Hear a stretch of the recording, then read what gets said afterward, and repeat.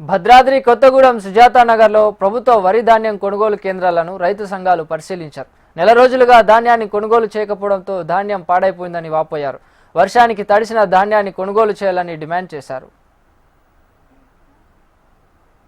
సొసైటీలో మనం చూస్తా ఉన్నాం, మొలకలు వచ్చేసి ధాన్యం మొత్తం కూడా కుళ్ళిపోతా ఉంది. ఆల్రెడీ ఇవన్నీ కాటా పెట్టి 4 రోజులుగా తోలగపోతారని చెప్పేసి రైతులు ఎంతో ఆశతో చూస్తూ ఉన్నారు. అటువంటి వాళ్ళ యొక్క ఆశలు అడియాసలు చేశారు. 4 రోజుల కాటా పెట్టి ఇదే చోట నెట్టేసి ఉండటం ఫలితంగా ఇవాళ మొలకలు వచ్చి కుళ్ళిపోయి ఇవాళ ధాన్యం మొత్తం కూడా ఇక్కడ పారిపోయాల్సిన పరిస్థితి వస్తుంది. దీనికి బాధ్యులు ఎవరు అని చెప్పేసి వాళ్ళ రైతులు ఈ అధికారులను కోరుతూ ఉన్నారు. కాబట్టి తక్షణం ప్రభుత్వం స్పందించి ఈ ధాన్యం మొత్తాన్ని కూడా తక్షణం కొనుగోలు చేసి మిల్లర్లకి తీసుకుపోవాల్సినటువంటి అవసరం ఉందని చెప్పేసి విక్షణం షరతులు లేకుండా ఈ ధాన్యాన్ని కొనుగోలు చేయాలని చెప్పేసి అడుగుతా ఉన్నాం.